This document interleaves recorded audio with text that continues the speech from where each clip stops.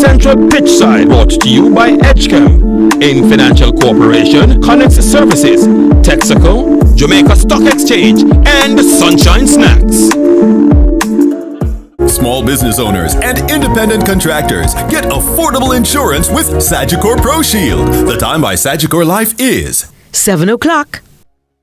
CVM News at 7 headlines Thursday, brought to you by Guardian Life.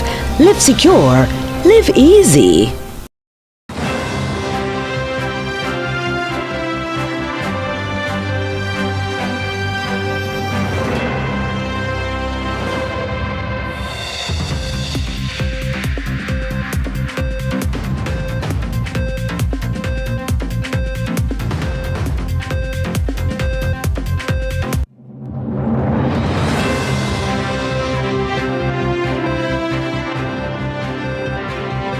Tonight in CVM News at 7, PNP calls for Maypen Mayor to resign.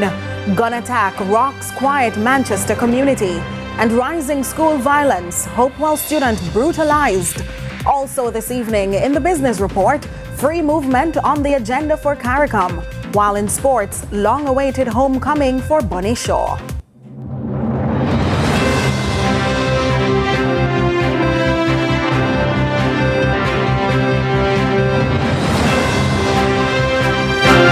News at 7 headlines Thursday, brought to you by Guardian Life. Live secure, live easy. No more fear of missing out. CVM TV News is on YouTube. Get up-to-date news, sports, and business content at CVM TV News anytime, anywhere. Subscribe now to CVM TV News to see it happen.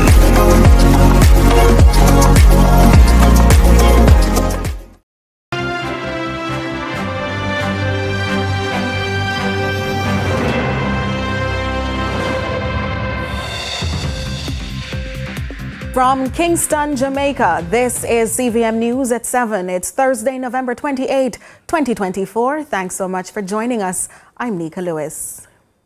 We begin on a somber note.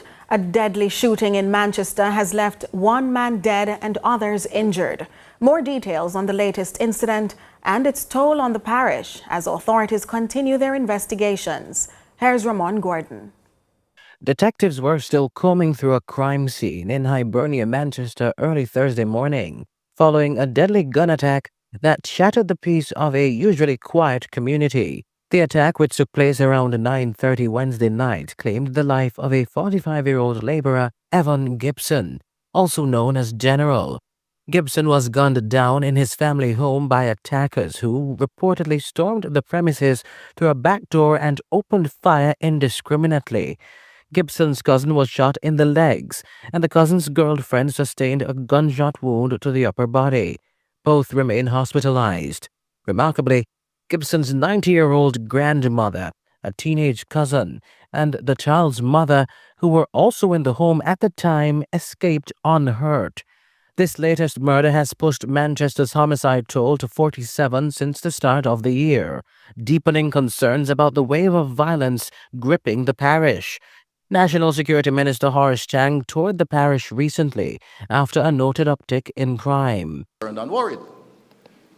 I came to a constituency in which 47 in a month was almost the norm.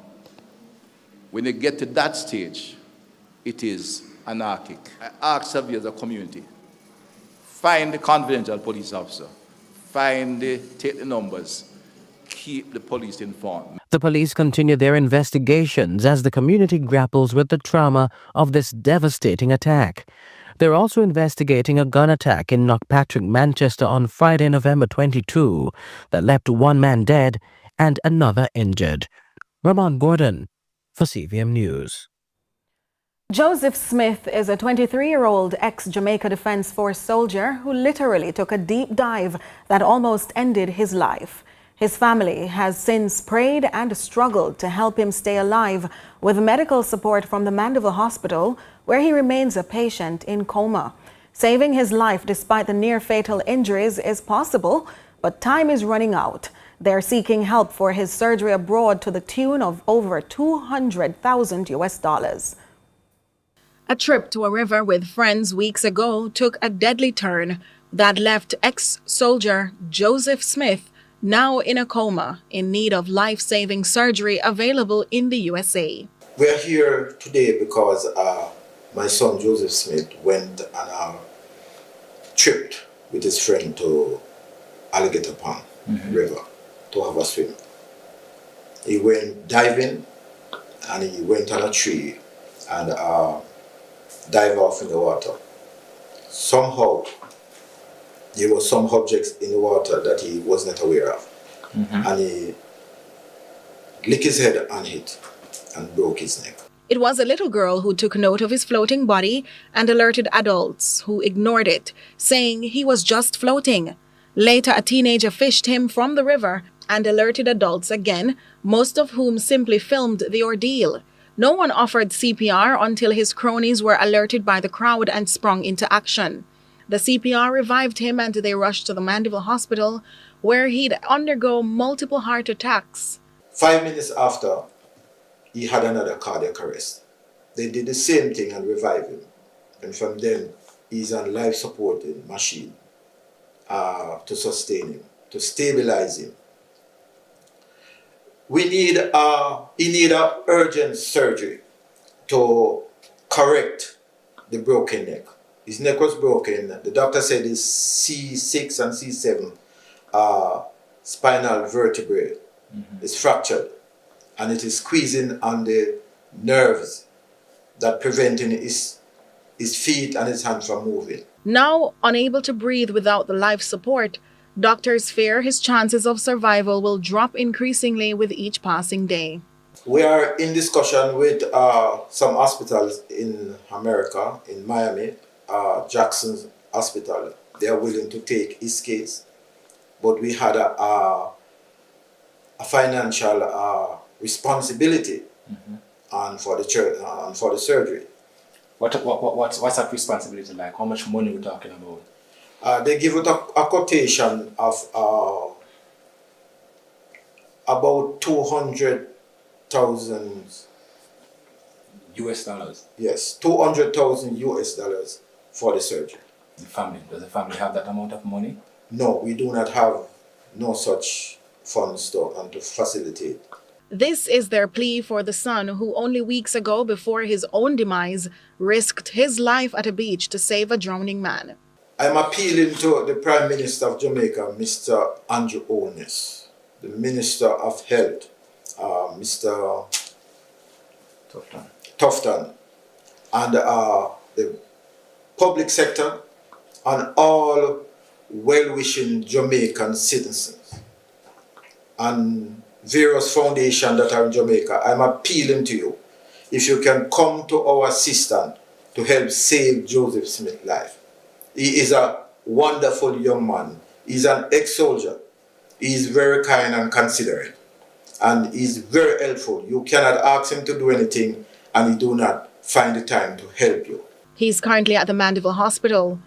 You can contribute using GoFundMe account, support Joseph Smith Fight for Recovery, or through Scotiabank Savings Account 653-814, the Mandeville branch, account name Donovan Smith. Well, in part 2 of this CVM News exclusive, we share the story of a Clarendon woman's encounter with a Kingston-based car dealership that allegedly left her feeling scammed of a motor vehicle she repaired and paid for over several years.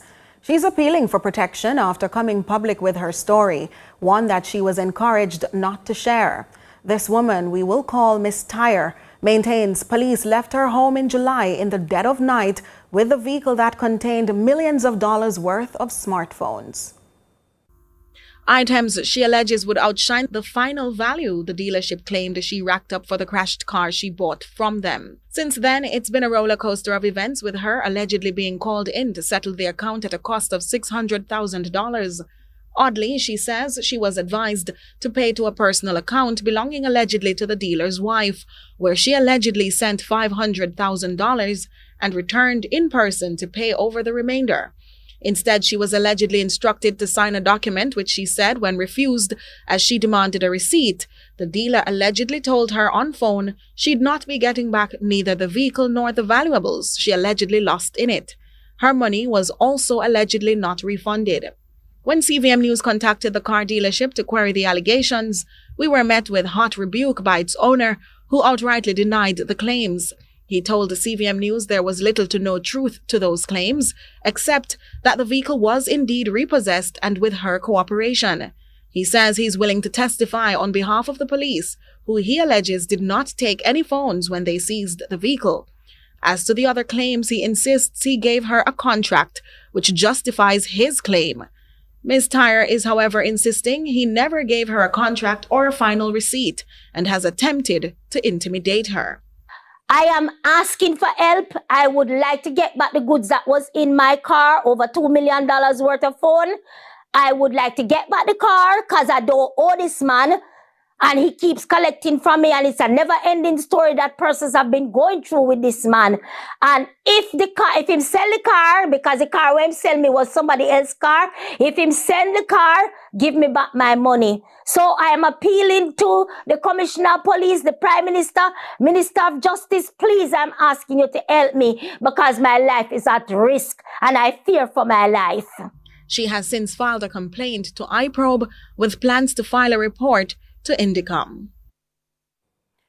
In other news now, with concrete being a major material for construction in Jamaica, its use as a substitute for asphalt has been long discussed. However, Prime Minister Andrew Holness says the venture would be a quite costly one, requiring more assessment and implementation. Adrian Williams paves the way in this report. CEMEX, the Mexican parent company for Caribbean Cement Company Limited, CCCL, recently launched the Concrete Pavement Initiative in Bay Farm Villa Close 1.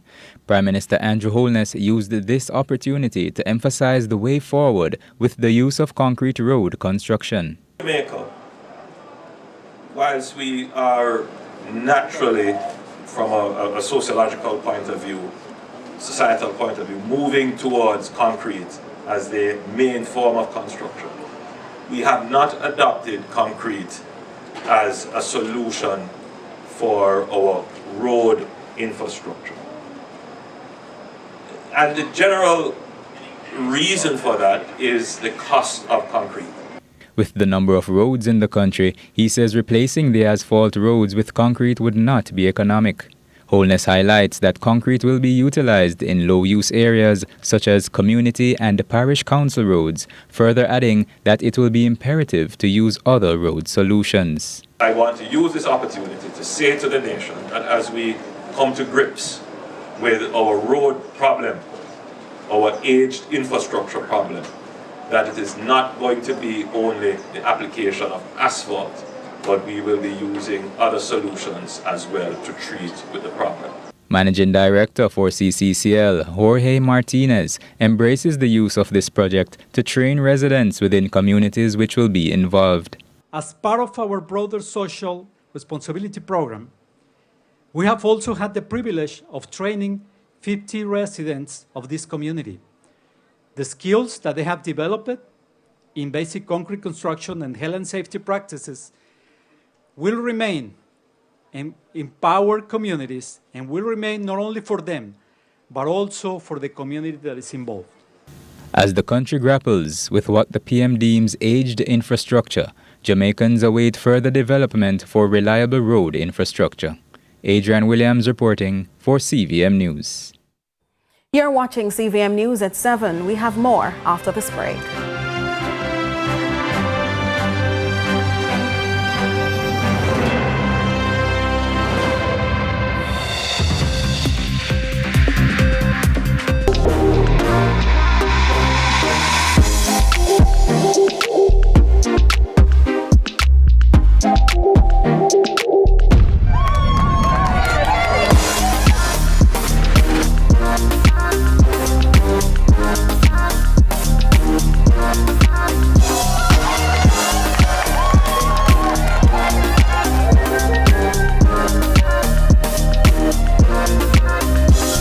Sometimes all you want to do is get home.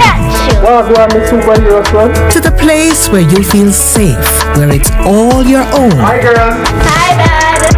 NHD, the key to your home, has home buyer and home builder loans to help you get home.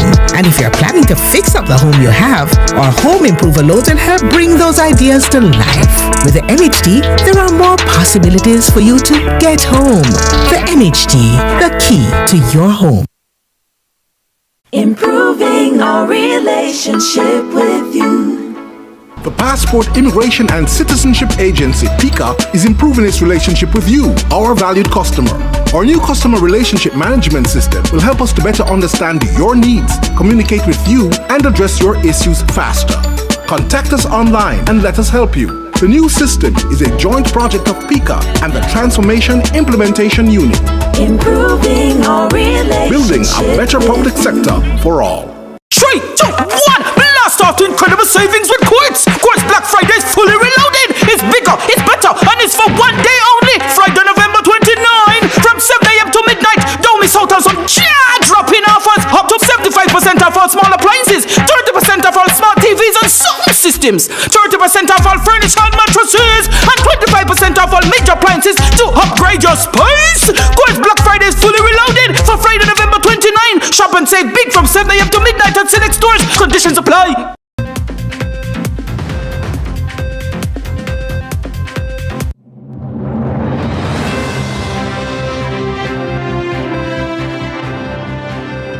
Welcome back.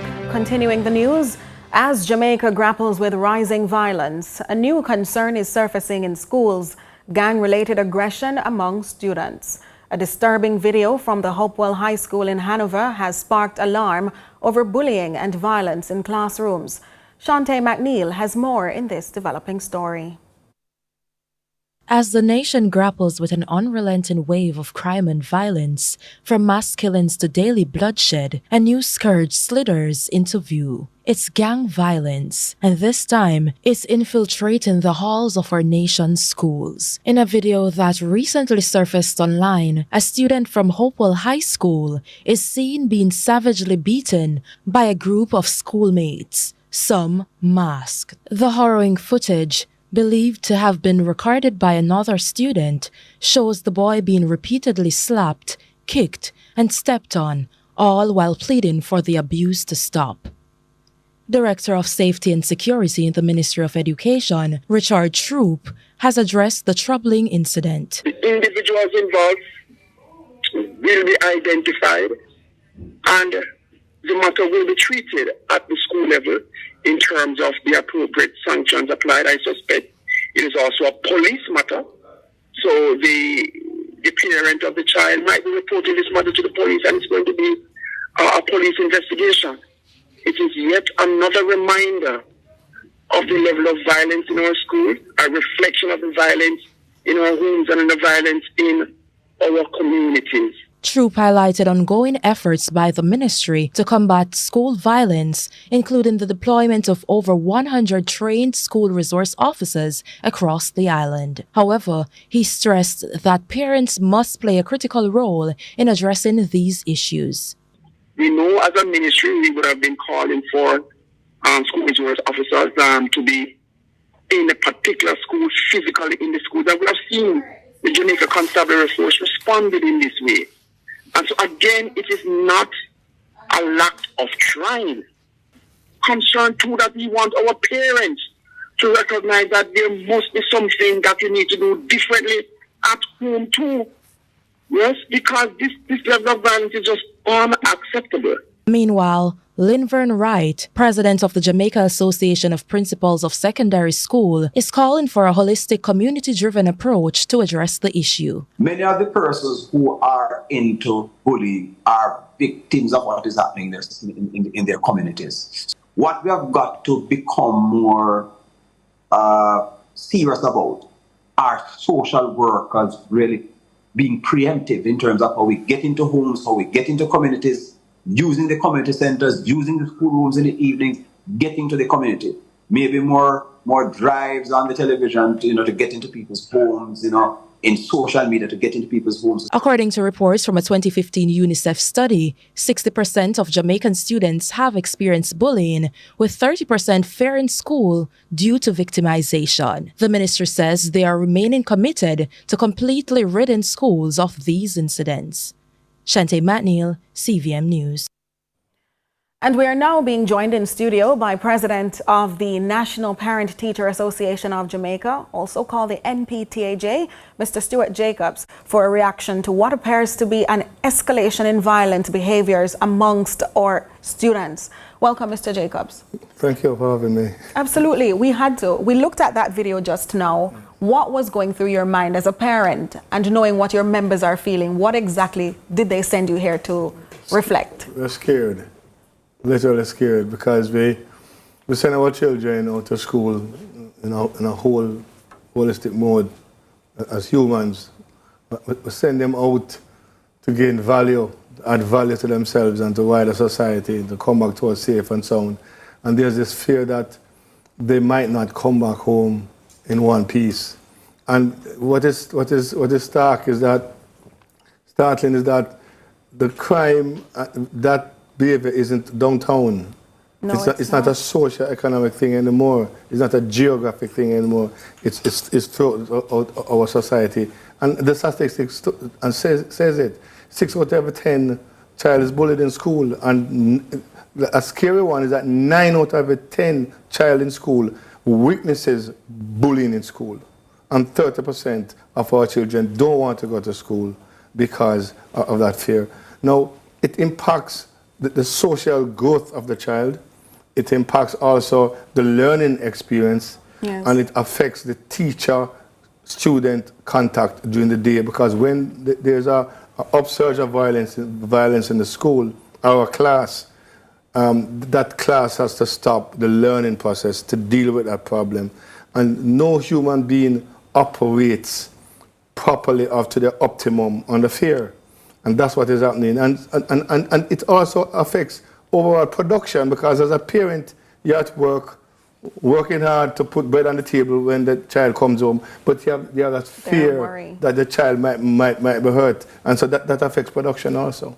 So what exactly do you perceive is the solution? We've heard from a few of the stakeholders today, but where does the NPTAJ stand on the matter? Where we stand on the matter is education. We want to inculcate to our members reconciliation, ways in which you can teach your children to forgive, to forget, elevate an issue. Don't take it out on your peers. And certainly don't join gangs, because gangs are migratory. I've said it so many times. Gangs are migratory. And our schools are a microcosm of the immediate society around us.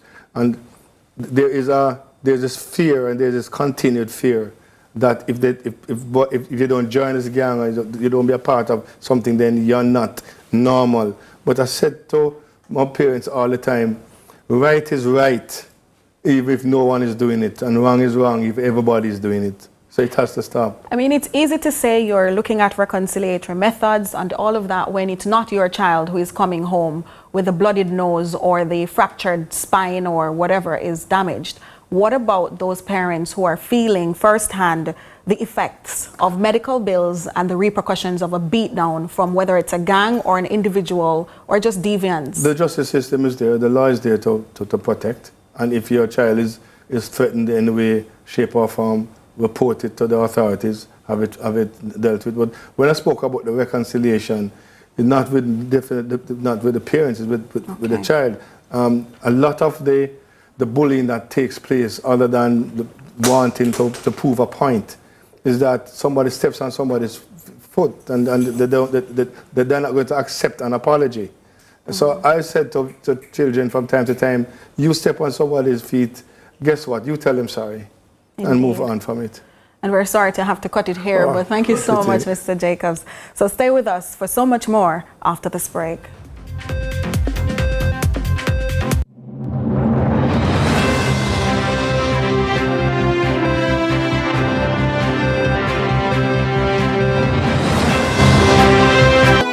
We want a piece for Jamaica. Yeah. Yo, what are you? Oh, man, no. dirty game, Yeah, but play. I look a bad game. No, I said, Pearson, you come from, brother, I want to live good, man. I want to live good, brethren. No shake on, I can play a little bad, brethren. Really have to shake on? Yeah, man, and no badness, brethren. Just live good, man.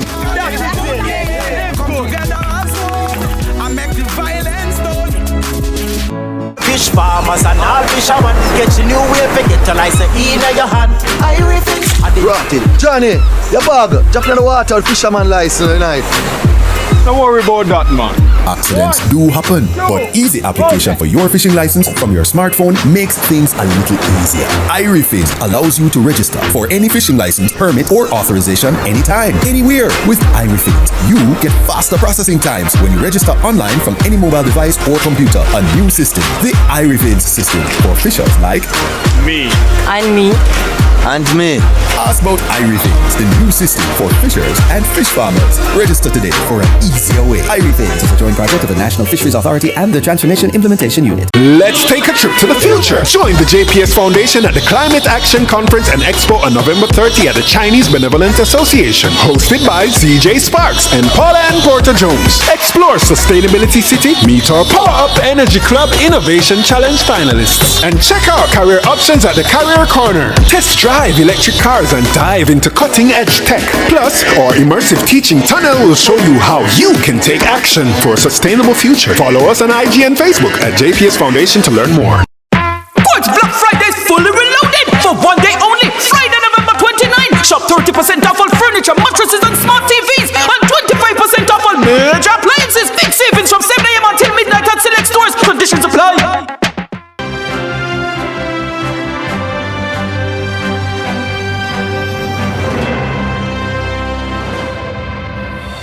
Welcome back. A look now at regional and international news.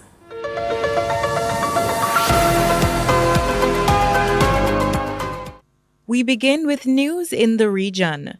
Finance Minister Dr. Ashni Singh has assured of significant enhancements to the student loan write-off process and said there is a ramped-up capacity at the loan agency to expedite the process. But despite efforts to simplify the process, applications have not been coming in as swiftly as anticipated. We hear more from Newsroom Guyana. Asked the Student Loan Agency recently to simplify the process for application of write-off of student loans, which they did. And I think about 2 weeks ago, I made some announcements about that too, because the applications have not been coming in with the speed with which we would like to see them come in. So we now have an online portal through which you can just click on a link, submit your application, and once it's submitted, once you click send or submit, it goes to the Student Loan Agency and they process it. And I've asked them to ramp up their capacity to process it in a timely manner. I want, now that you've given me this opportunity, I want to reiterate how important it is for us to get this task completed, and I want to use the privilege of your cameras to call on every single Guyanese person who has an outstanding student loan to apply for that student loan to be written off. Students of the University of the West Indies at Cave Hill are being given a platform to showcase their innovative business ideas through the Student Entrepreneurial Empowerment Development, or SEED project. It was designed to develop self-reliance, innovation, and entrepreneurship. We hear from CBC News Barbados. We are creating students that have the ability to write fantastic business plans. We're also creating students that can actually go into the world and create their own businesses. And then they can also go into corporations and engage in what we call corporate entrepreneurship as well. So the SEED program, Ayana, you and your colleagues are doing an excellent job facilitating these students, and I must congratulate you and your team for doing this over the last couple of years. Under our MOU, we remain the largest donor of undergraduate scholarships and have awarded hundreds over the years. We also support research grants, public lectures, and other programs and activities offered under the MOU as tangible demonstrations of our commitment to this region and its development.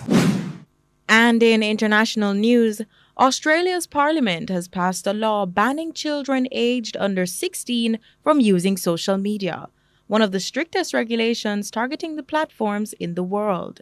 The law, which was passed by the Senate, requires social media platforms to prevent those under 16 from having accounts. Failure to do so could result in fines of up to US $32.5 million. We turn to Al Jazeera.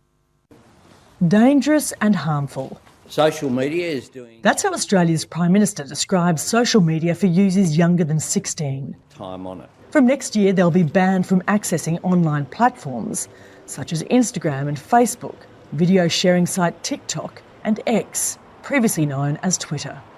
But a major concern is the potential privacy implications. I think it's going to do more harm than good. Michael Dezuani leads the Creating Better Digital program at the Queensland University of Technology. He says the government is taking the wrong approach.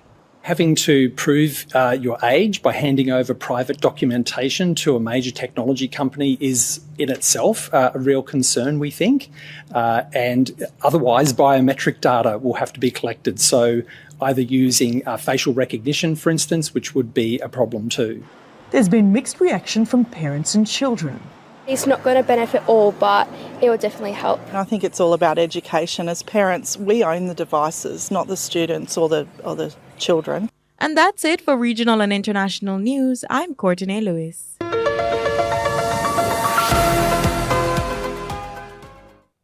After the break, the business report.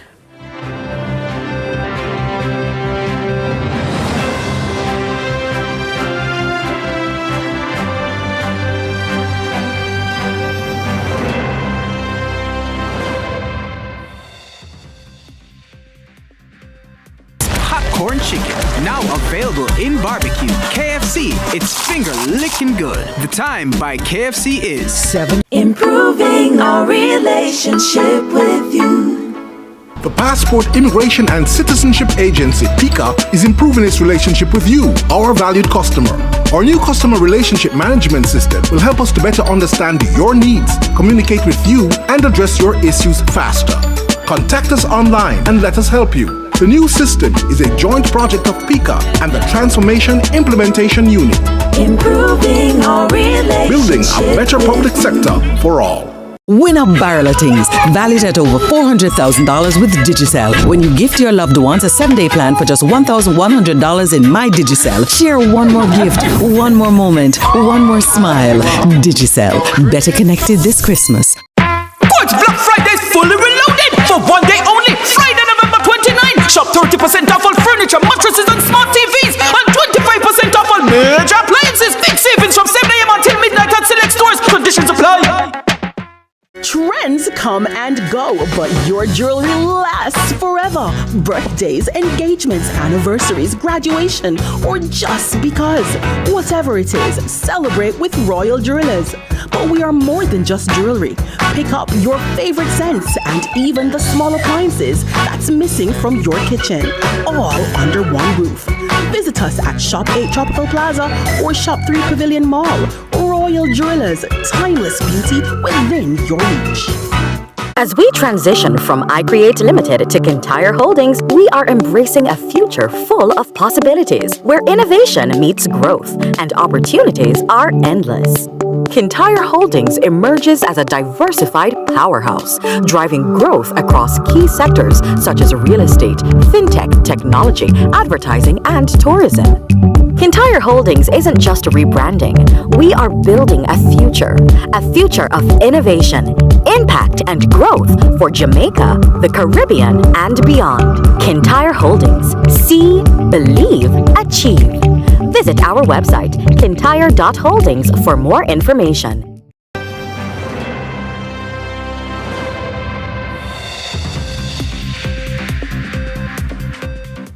Welcome back. It's now time for the business report.